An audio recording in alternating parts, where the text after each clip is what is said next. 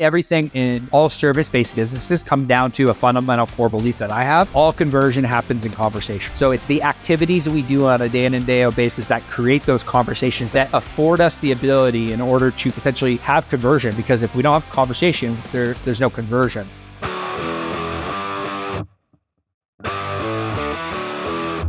All right, Cody. So I am so thrilled to have you here today. Listen, we've had the opportunity to work together for quite a few years, related to marketing, related to accounting and finances. Awesome to have you here, man. Listen, what I would love for you to do is maybe give a little bit of a detail for our listeners about what your business is, where you're at, who you work with, and then we can move on from there. Love it, man. Yeah, really excited to chat today. And when your team reached out to book this podcast, we're super excited, and everything that you're doing. Just, like you said, we worked together over the last, I think it's probably been 6 years now. It's like, if not longer, it feels like yesterday. But my company's called Sheridan Street. So we help real estate agents and home service businesses attract leads, nurture the leads to the point where they raise their hand, and then set appointments. So we have a call center here in Colombia, and I'm actually currently in Medellin, Colombia.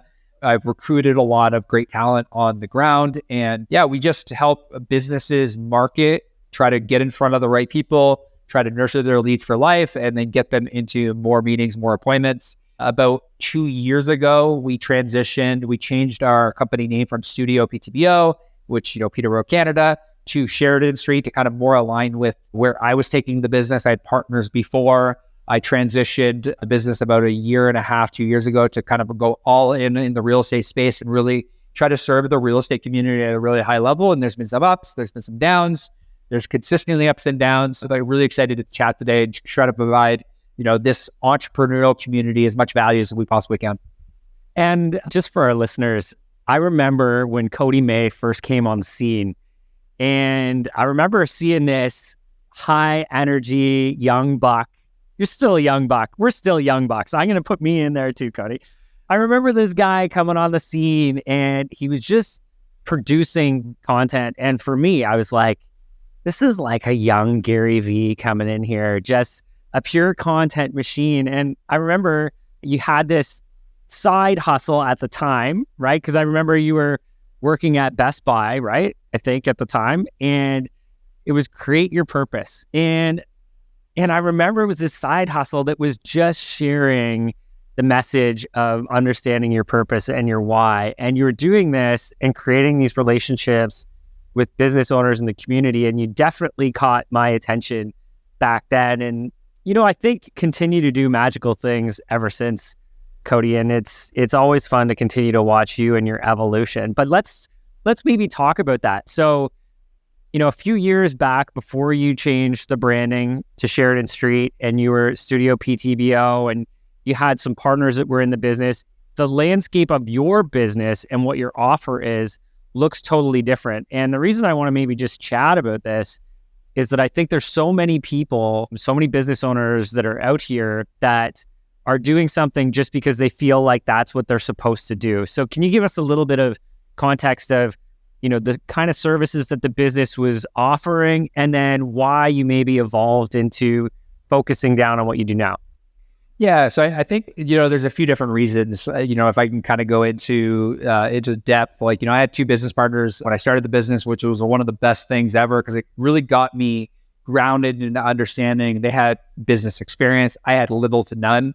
I came from the corporate background. I learned a lot about entrepreneurship, learned a lot about what it meant to, network and connect. And I think I got a lot of that learning experience from Create Purpose, from that brand, but then I transferred it when I came over to Studio PTBO. So, in the beginning, we were doing video content storytelling, which is, very funny because content back then was it was very Gary Vee-ish, but we were creating content for businesses to help them tell their story. Like our tagline was literally tell your story. And we had our graphic design business and our website business, and they kind of all operated in pockets. We had our website design, which originally was a company called Studio N. We rolled it into Studio PTBO. So we had, graphic designers, we had web designers on staff, and we had our video department.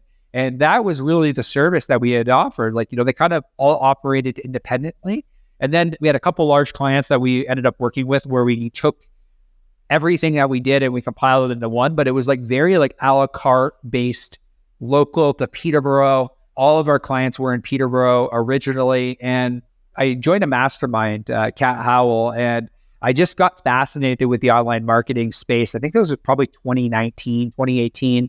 I got fascinated with the online marketing space around storytelling through ads, storytelling through video.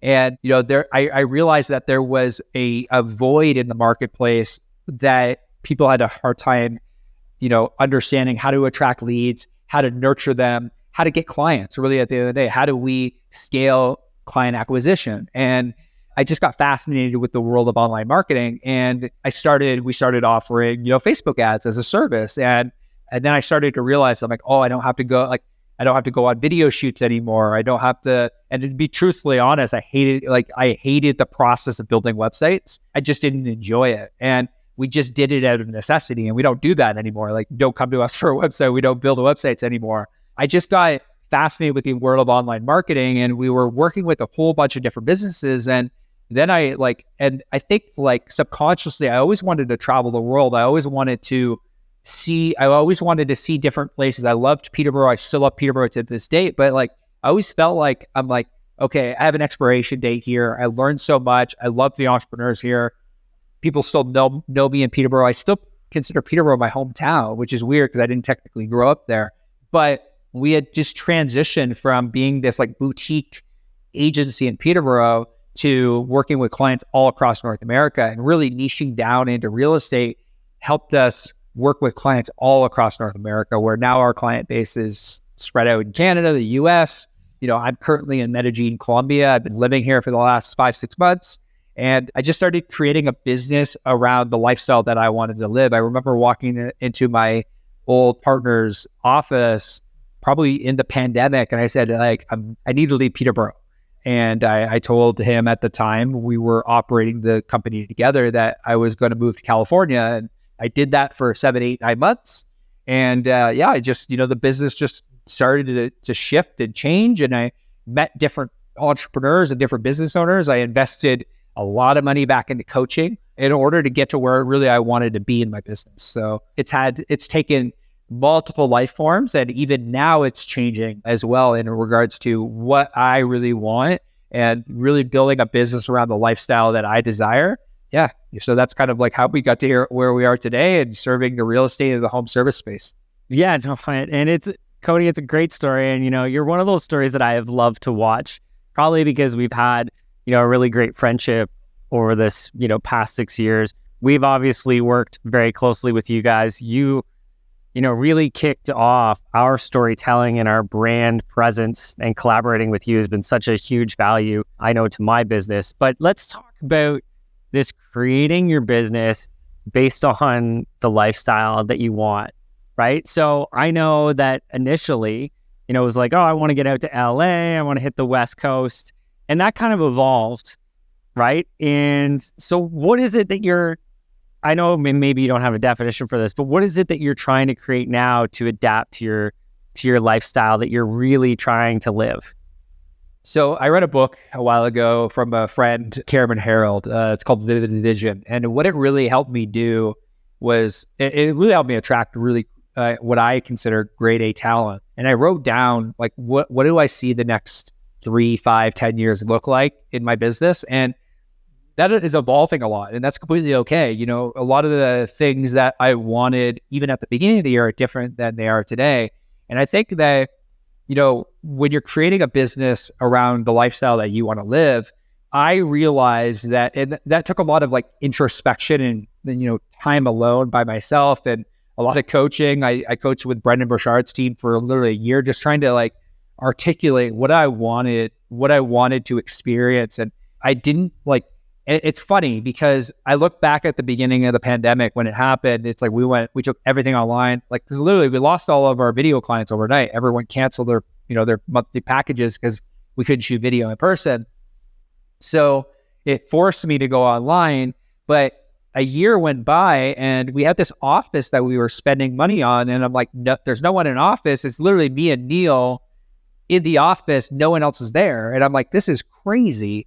And then it kind of opened up other things around like, well, the whole reason I left the corporate career is I wanted the freedom and flexibility to go where I want, when I want, to have more just freedom and flexibility. And that's like, that to me, like, it's like, even if I'm working 40, 50, 60 hours a week, as long as I have the capacity to go where I want, to live where I want, to kind of just have that freedom, like, different people get into business for different reasons. And for me, I really think as I analyze the reason I got into business, it was the freedom and flexibility that entrepreneurship gave me. It's like, sure, I'm working more hours, but I can live in Medellin, I can go to Spain, I can go to Thailand, I can go wherever I want. And I had a kind of like an epiphany sitting in that office. I'm like, I'm not living my version of what entrepreneurship looks like for me.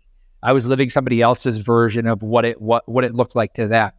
And then it's like, and then what happens is you begin to resent the business, and you're like, well, I have to be in Peterborough in order to do this. But it's like everything kind of ravel around like a belief statement that I had that I didn't realize I had actually believed, that I needed to be in Peterborough in order to build a successful business. When that belief system started to change, I was like, well, this isn't actually true, because I have a client over here that lives in Toronto. I have a client here that lives in Calgary. I have a client here that lives in Florida. And it's like, well, why am I still in Peterborough? I don't need to be there anymore. And it's like the whole reason I started doing this was to create freedom for myself. And that realization helped me realize, I'm like, oh, I can travel the world. And it really led us on a journey towards because originally I was going to go to LA, I was going to move there. And then like my worldview, I think, was so small where it's like, okay, I'm going to go to LA. And I still love LA. I'm literally headed back there next month for a conference. But then I started traveling around Latin America, and I'm like, oh my goodness, like this world is so much bigger than I thought it was. And entrepreneurship has given me that ability in order to see that the world is so much bigger. There's so much more opportunity out there. And yeah, it's been a journey of like realizing like that the only way I create the business I want is by physically sitting down, getting introspective, getting it out of my head and onto paper, so that I can actually create the life that I want, the business I want. And I need to form things around that. It's funny that you talk about thinking small and you're thinking LA, right?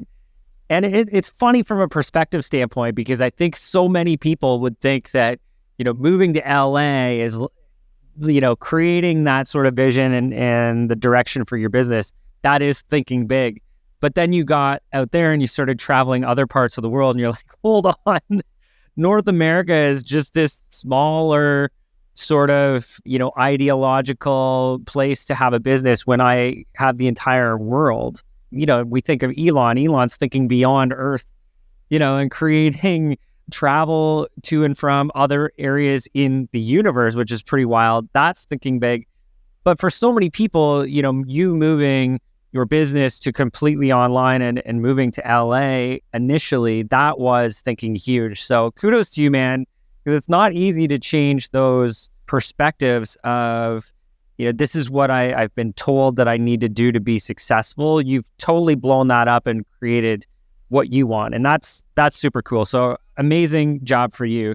I want to circle back. Obviously, you are a marketing lead gen expert. That's what you guys do. I know you have a major focus on real estate businesses, home service businesses, but let's talk about a few things from a lead gen standpoint that you would say are musts.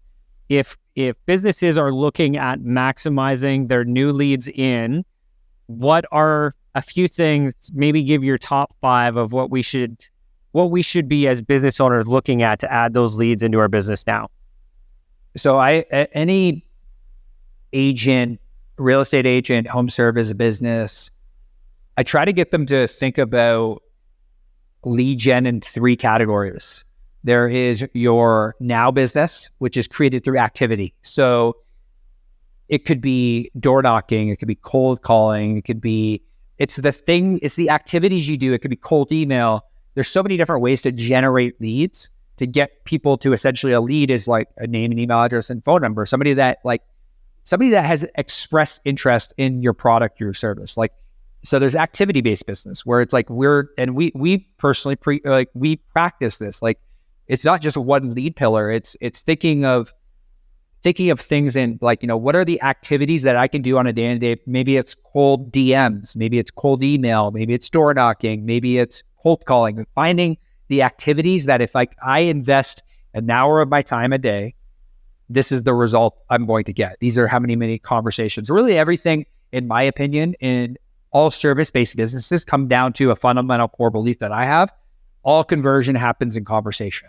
So it's the activities that we do on a day in and day out basis that create those conversations that afford us the ability in order to essentially have conversion. Because if we don't have conversation, there's no conversion.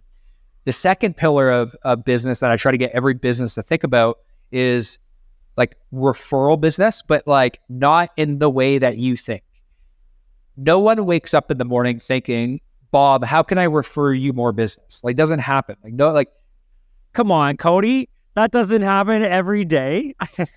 I wish it worked that way. If it worked that way, it'd be amazing.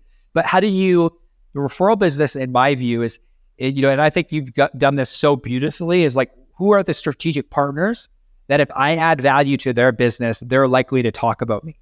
That to me is true referral business. Strategic partners and it's not just one strategic partner. It's like, how can I have a multitude of strategic partners that if I add value to their audience, they can refer me business? That's true referral business in my view. Or affiliates, like you look at a lot of SaaS companies, a lot of software as service companies. The reason why people are consistently talking about them is because they're getting money, or they really like the product, they really like the service. The referral business is often created through like do what you say you're going to do. But a large portion of how these SaaS companies scale are through affiliates. They're cutting the person in on a profit sharing model. And I would consider that affiliate to be referral-based business.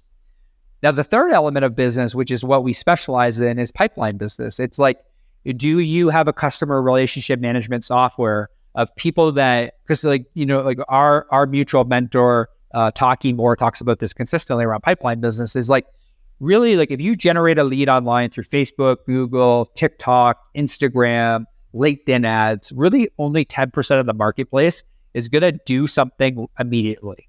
And that's being generous now, especially with a more savvy market that we're in, whether it be a coaching service you sell, a lawn care service that you sell, maybe you're a real estate coach, maybe you're a real estate agent. 10% of the leads that are sitting in your database that come through immediately might make a decision to have a conversation with you. But then there becomes the further conversation of like, how good are you to actually convince that person to work with you over the 90 other competitors that sit in your marketplace? So the pipeline business is like, how can I add names, email addresses, and phone numbers? How can I own as much traffic as I possibly can in a database? Because that's really what Facebook, Google, TikTok, LinkedIn, really what they do is they own the data. We're paying them to essentially get the data off their platform into our CRM to essentially be able to build a relationship and have a conversation with them. But that takes time. Just like it would take time to tell your story on social media, it takes time to tell your story via email. Email absolutely works. And we would generate the lead, we would nurture the lead, we'd get them to an appointment. But that's really, in my opinion, the three ways to think about lead gen in order to generate conversations for a business, like the now business, the referral business, and then the pipeline business. And like what we really help people do is not rely on an Instagram account that, knock on wood, say for example, gets shut down, you're screwed. The reason we have multiple sources is because, like, for example, right now, I'm in Facebook jail.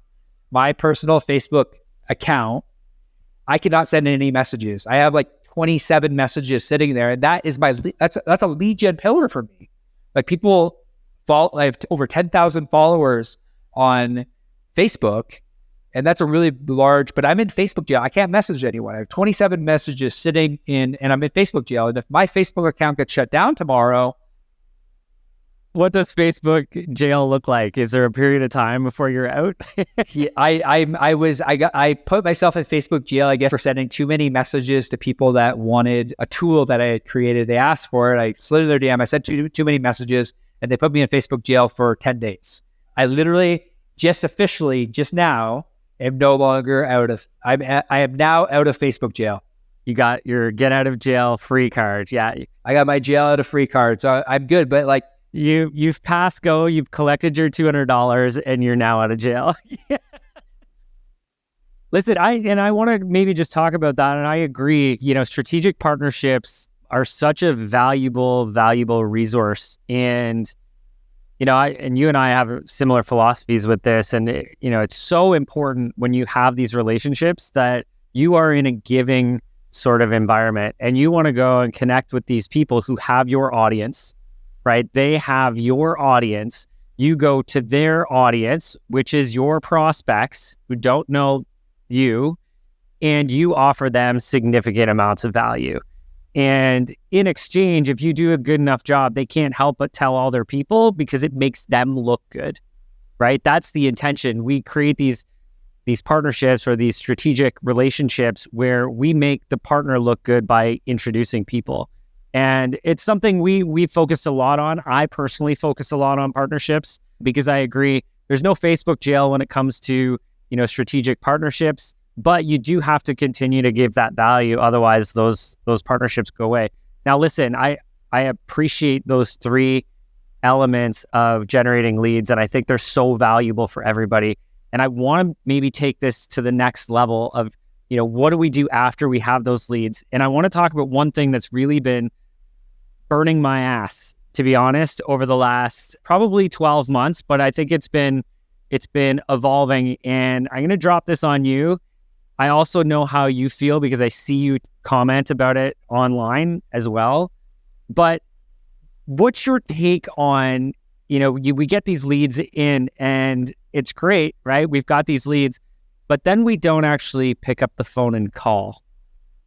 Yeah. Give me your take on this, because I know it pisses you off and it frustrates me because, we can have the best marketing agency in the world generating us all the leads, but if we don't actually take action and make that call or at least DM, but I think that there's just the missing art of picking up the phone and actually calling somebody and saying, hey, can I help you? And how do I help you? What's your thoughts on that, Cody? We built our entire business around this void. I think fundamentally, you as a business owner listening to this podcast need to understand, and my fundamental core belief is all conversion happens in conversation. And that has driven the structure of how we've essentially filled the void, because there's so many, we work with a ton of large real estate teams that have 20, 30, 40, 50, 60,000 leads sitting in their database that no one is reaching out to. And in the real estate space specifically, a lot of team leads are delusional and thinking that their agents are calling their lead. They're not.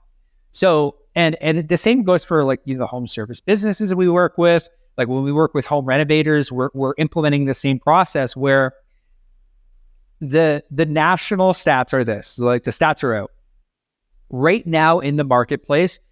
For example, my call center last week alone set 217 appointments across all of our client accounts. We set on average anywhere between 780 to about 1,000 appointments a month across all of our client accounts.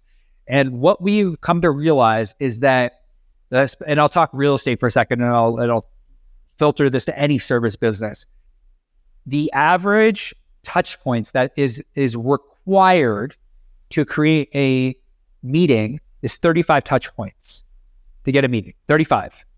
But the average agent follows up with their leads 1.4 times. Those are national stats. So they're it's very hard to compete with somebody that is dedicated towards just calling leads to get them on the phone. I'll give you a quick story that I think that, because a lot of people are like, well, who the heck wants to call somebody, 34 times? I'll give you a quick story. So I was in a lease with I'm living in Medellin, Colombia. I had my lease with Ford, and I had intent to get out of this lease. I needed to get this car, but I had so many other things going on in the business that while it was a priority, it took the salesperson 14 phone calls to my phone in order to get him to actually for me to give him the right information for me to get out of lease. I was spending $1,000 a month on something I wasn't using. So I had pain. I was spending $1,000 a month. I needed to get out of this lease, but like, it was like, I'm like, oh, I have other things going on. It's like, that's people. Like, we have to think about when we pick up the phone to call somebody, and in our intent follow-up, like even when we look at like tech sales or sales, the buying journey could be 18 months. So even if like somebody has pain and they want to relieve the pain, they often won't necessarily admit that. Like, think about even the way that you interact as a consumer. Not just you, but think about everyone else around you. Everyone buys differently and everyone makes buying decisions differently. The stats are the stats. Like, we need to be consistently following up with people, whether it be through email, whether it be through DM, whether it be picking up the phone to call the person. I see this happen a lot in the home service business, where it's like, we generate an appointment, they give a quote, and they're like, oh, the person will just follow up with me. I'm like, no, they won't. They're not going to follow up with you. Like, you should be scheduling in your calendar. If you really want, there's probably money sitting in your pipeline as a home service business. And we're seeing this now that we're working with more home service businesses. It's like, if you just scheduled once a week to follow up with that person, I would be willing to bet that you would add 30 to 40% in revenue to your business if you were just to follow up once a week. I'd be willing to bet that you would add 30 to 40% in revenue in your business, because all the fortune, in my opinion, is in the follow-up, the phone call, and getting intentional. We tell our agents, like, maybe it's picking up the phone and calling them. Maybe it's finding them on Instagram and sending them a text message. Maybe it's sending them an email. Maybe it's sending a Loom video. If you want to get really good, maybe it's sending them a Loom video of like, hey, the last time we chatted about X, Y, and Z. And I was thinking about you with this information. I recently got this new information about the market, and that's your entry point. I think where a lot of people struggle with their follow-up or calling their leads is like, they get paralysis analysis. They're like, what do I say? And that's really now where the sales conversation comes in, because it's like, there's marketing and there's sales, and they're two totally different things. And I think I take the sales for granted because I come from a sales background. But the more and more I sit down with agents and with home services businesses, I'm like, they just don't know what to say. And then they freeze, and they're like, what do I say? And that's why when we work with our clients, we're like, okay, this is exactly what you say to a lead in order to get this result. So we've been working with our clients over the last couple of years. I'm like, originally I was just listening to what our ISAs were saying, like our appointment setters. So we were coaching them, but we were never coaching our clients on what to say. And once we started coaching our clients on what to say, that's when things started to skyrocket. Yeah, I love that. And, I can tell you as well, we've brought in setters for meetings from a lead gen standpoint, and they're doing a lot of legwork and follow up front. And I know your team does that for agents, and man, oh man, these guys, I go back through the correspondence that my team is sending to these people. And you're right, like the large number of messages just to get them booked on an appointment, but it also gives the client the appreciation of what an experience of working with you is like, right? Like, if we're not following up when we've got a prospective person who wants to give us money, imagine what happens after they give you money. They're thinking, man, if they're not following up now, am I going to just, sign a contract, for example, with a real estate agent? Am I just going to sign a contract or going to sell my house 90 days from now when somebody just shows up? Or are they going to actually hit the trenches for me? And it is a difference, right? So right from the initial contact, we need to be building out, the journey of what somebody is going to experience working with us. And if we don't want it early, we're definitely not going to be wanting it during the delivery portion. So super valuable, Cody. I want to talk about one more thing because I think it's really relevant right now. The change in the economy. I remember 2008, well, that's the year I started my business. A very similar sort of economy where there was a bit of a housing crisis, especially in the US. A lot of people were over leveraged. The values of real estate dropped. So there were houses just being abandoned obviously caused a lot of financial turmoil, specifically in the US. We're sitting in a similar economy where we're watching the values drop for real estate values across North America, across the world, really. And I know in your business that has an impact financially on the agents you work with, right? Because they're getting a commission based on the sale price. When that's dropping, that impacts them. When the volume of transactions are happening because people are less willing to invest right now, that's having an impact. So I know, and we've talked about this has made you, look at your business and sort of adapt to this changing environment. Give me your take on it and, some of the things that you've learned from having to adapt in this circumstance. Yeah. So I think that the real estate space specifically is so interesting. And it's funny because when I'm on a call with a real estate agent, I've done so many, one of my best friends, Vikram, really, really successful real estate agent out of the Seattle area. We talk a lot about this. And then obviously Sharon Srivatsa, a really good friend of mine, president of Real Brokers. We chat about this consistently. So when I'm on the phone with an agent, I understand them probably better than they understand themselves. What I'm seeing happen in the marketplace across the board is a lot of agents, they get into we first have to understand why agents get into the business. Agents get into the business because Uncle Tom or Aunt Susie said that you're a really good talker and you'd be good in real estate. So the cost of entry is so low. So unlike another business where there's a lot of overhead, there's very little overhead in real estate. So for example, in the Toronto market, I don't quote me on this stat, but we're down close to 42% transaction volume. That's a big thing because that's transaction volume, like we chatted about earlier, price points and transaction volume dictate how much money they make. So there's agents that I'm speaking with on a consistent basis where last year they made $500K and this year they're sitting at 60 and we're going into Q4.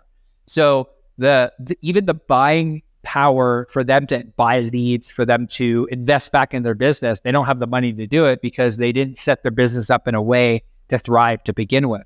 They relied solely on the one pillar we chatted about earlier, which is referrals. But, people the general population is not buying property right now. It's the investors that are still buying. It's the relocation. But the business was never set up in a way in order to grow. Even when I chat with these large teams, we have a podcast called the Irish Podcast. We interview some of the top agents across the country on what they're doing to stay in line with the market. Even these top performing teams are down 20% this year, but 20% is good because that's the transaction volume is down. They haven't lost any market share. They're sitting in line with where the market's at. So one of the things that Sharon has said consistently, and something that I think Simon Bowen has said this before, is asking the question, did the market grow or did your business grow? And I think a lot of people had delusion in this real estate market that their business grew when the business didn't actually grow, the market grew. So it's if the market went up by 70% and your business went up by 30%, your business did not grow. The market grew and you ran in line. You underperformed the market.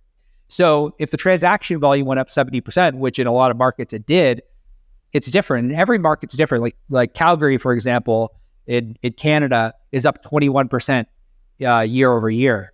And that's just based on people relocating and moving to that market. So I think it's important, immigration as well. I think it's important for people to understand the stats. And I've been saying this to everyone in this space. It's are you actually underperforming the market based on your local market stats?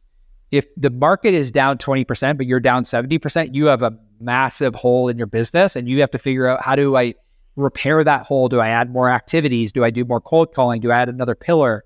Finding ways, right now in this market, finding ways to make money without necessarily spending money is a good option. But if you're sitting on, this is part of the reason we transitioned a lot of our model over to a free trial, is because there's a lot of large teams sitting on large databases they're not doing anything with. So let's extract some of that money from the database without having to advertise more. So there's other ways for us to generate revenue, for us to generate income without necessarily spending additional money. But I think everything starts with understanding what's happening in your market and what's happening in your industry. For us, for our business, we branched off and we said, not even at the beginning of the year, literally a month and a half ago, 2 months ago, we said, okay, real estate in the US right now is down 32%. Will that change? Of course it will. The market will correct eventually. And, the market will eventually correct. And when it does, and when transaction volume increases,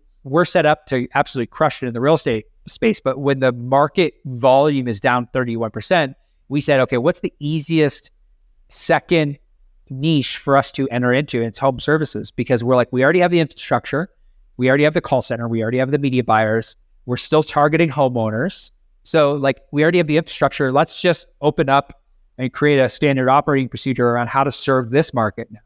So I think it's important for if you're a real estate agent in your local market, the first thing you need to sit down and figure out is what is how is my market performing? And then how do I beat the market? The only way to beat the market or to run in line with the market is to increase activities. So what a lot of our agents and a lot of team leads are saying is we need to triple down on something. I think and you do this with clients so brilliantly, is a lot of clients will come to us and be like, I want to go to 2 deals a month, but they're not even doing one right now. It's well, what are you going to do in order to generate those 2 deals? There's a lot of wishful thinking around, there's not actually a lot of mapping out the things they need to do. They look at the lagging indicators versus the leading indicators. And I think that, specifically in the real estate space, they would just really benefit from looking at, what do I need to do in order to generate this many appointments? And if I need to generate this many appointments to get this many sales, there's a lack of understanding. And I know that you obviously work with a ton of, in your CFO program, work with a ton of people in order to map that out. I just think there's so many people out there right now that just aren't looking at what they need to do from an activity perspective in order to generate the income and the revenue that they want to generate. Yeah, 100%. And, again, this type of economy, not even just the real estate. Real estate is a good indicator of where everything else is going in the economy for sure. And we've talked about this before, where we head into difficult economic situations and we talk about it, our survive and thrive, where it's okay, let's make sure we've got the working capital and the security we need. Let's adapt to our business model, right? You're doing that. You're looking at your business model and saying, okay, if our market is shrinking with active real estate agents because the transactions are going down, how do we continue to serve a market? How do we adapt to that? But then third is, and I think, this applies for your real estate agents and for anybody who's struggling with surviving right now, is that the opportunity is coming, right? And if we have the resources from a working capital standpoint, have cash, have a security blanket available for us, that when we withhold the storm, at the back end of this storm, where so many agents, for example, in real estate have bailed out, right? Because they're like, oh, this is too hard. And I get it. It's too hard for a lot of people, but you're not other people, right? We are not, the listeners here are not other people. They are the ones who are going to persevere and go, you know what? Hard is okay. Let's get through this. And then on the other side of this is the opportunity that, we all want and we all need to position ourselves for right now. Cody, this has been amazing, man. I could chat with you all day. I want to maybe just end here with sharing how people can get in touch with you now that you're out of Facebook jail. What's your socials? What's your podcast? What's your website? How do people reach you? Yeah, I appreciate the time today, man. I always love jamming with you. And I remember back, kind of just one quick thing before I give the information. Bob has been such a wealth of information. I remember when we started doing content in the very beginning, just turning on the camera and then pressing pause on the camera and being what do you mean by this? And yeah, I know you have so much content in your CFO program. I just want to say thank you more than anything. I wouldn't be here where I am today without the knowledge and expertise you've kind of implanted into me. So I want to say thank you more than anything. But for me, honestly, the easiest place to reach me is Instagram. It's just literally at Cod May, CODMAY. That's kind of where, a lot of people connected. A lot of my content's there. If you're a real estate agent, we have a podcast called the Art Agent Podcast. We essentially interview agents all across North America about their wins, losses, lessons, stories, help you win in your local market today. I have a co-host, Vikram. We run that podcast. We produce and publish 5 episodes a week, which is crazy, but that is something Sharon encouraged us to do, and we did it. And I still sometimes wonder why do we do this? Nuts, but we do it. And if you're a real estate agent, we're running a free trial right now, a free appointment trial. If there's leads sitting in your database you're not doing anything with, it's just sheridanstreet.io/trial. But just reach out to me on Instagram. We can have a conversation at Cody May. It's probably the easiest way if you're a home service business or you are currently a real estate agent or team lead. Amazing. Thank you, Cody. Always a wealth of knowledge. Always a pleasure. Reach out to Cody, connect with him. Always a great resource. Guys, thanks for tuning in. This is the Wealthy Entrepreneur Podcast. Can't wait to see you next time.